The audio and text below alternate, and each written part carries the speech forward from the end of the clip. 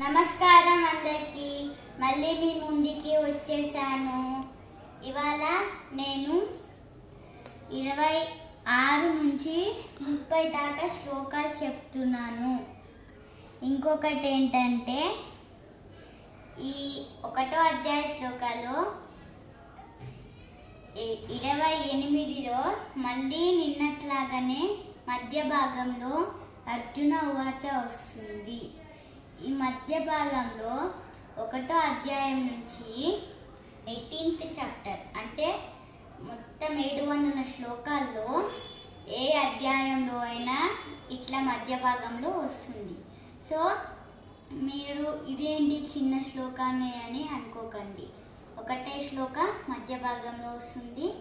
ఇది ఎందుకు వస్తుందో అని 700 శ్లోకాలు అయిపోయిన తర్వాత చెప్తా. స్టార్ట్ చేద్దాం. విశ్వం దర్పణ దృశ్యమాన నగరీ తుల్యం నిజాంతత్కథం పశ్యన్యాత్మని మాయయా భక్తిబోద్భూతం యదా నిద్రయా.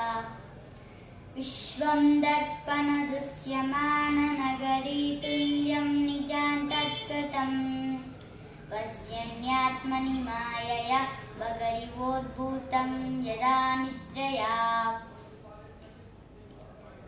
ఇప్పుడు మనం దక్షిణామూర్తి స్తోత్రం ఎందుకు 2 సార్లు చెప్పామంటే ఈ శ్లోకాలు అనేవి ఇప్పుడు మధ్య భాగంలో 2సారి వచ్చింది కాబట్టి దీనికి వాల్యూ అర్జున ఉవాచ అని ఉంటుంది.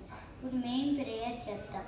వసుతే వసుతం దేవం కంసచానూరమర్దనం దేవకీ పరమానందం కృష్ణౌ వందే జగద్గురుం శ్రీకృష్ణౌ వందే జగద్గురుం.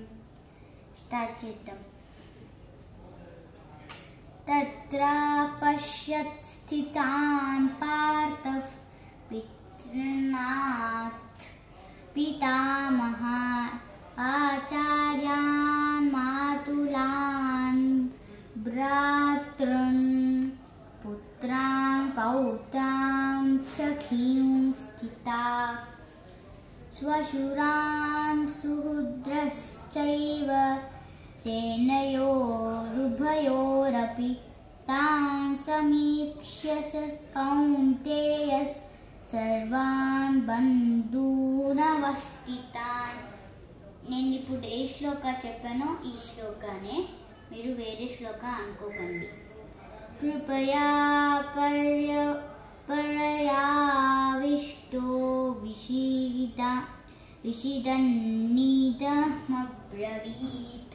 అర్జున ఉవాచ దృష్ట్వేమం స్వజనం కృష్ణ యుయుత్సం సముపస్థితాం. వేరే శ్లోకం. సీదంతి మమ గాత్రాణి ముఖైంచ పరిశుష్యతి వేపతుశ్చ శరీరే మే రోమహర్షశ్చ జాయతే గాంధీవం సంసతే హస్తాత్ వక్చైవ పరిదహ్యతే న చ శక్యోన్మహస్తాతుం భ్రమతీవాచ మే మనః.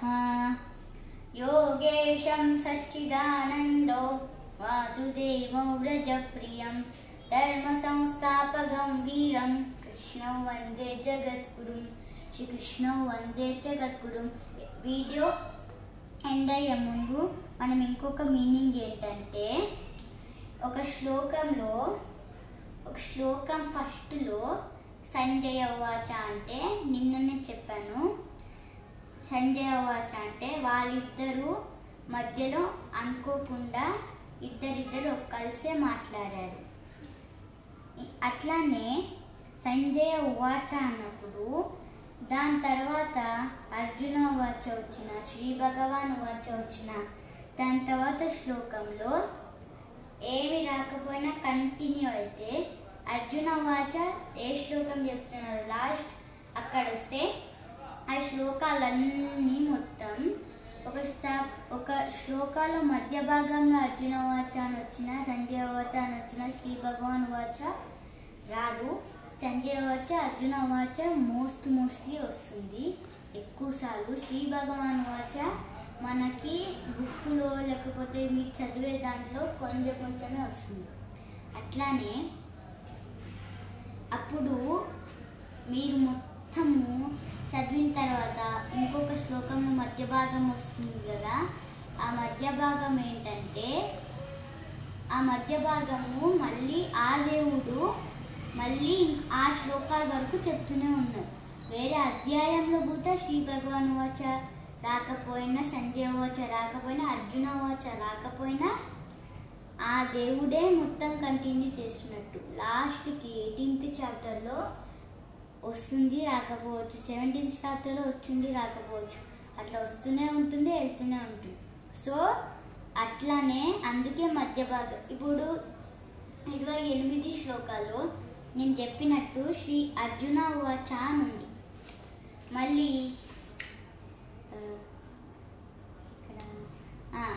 21st శ్లోకంలో మళ్ళీ అర్జున వాచ అని ఉంది, ఇక్కడ అర్జున వాచ అని ఉంది. అప్పుడు ఏమైందంటే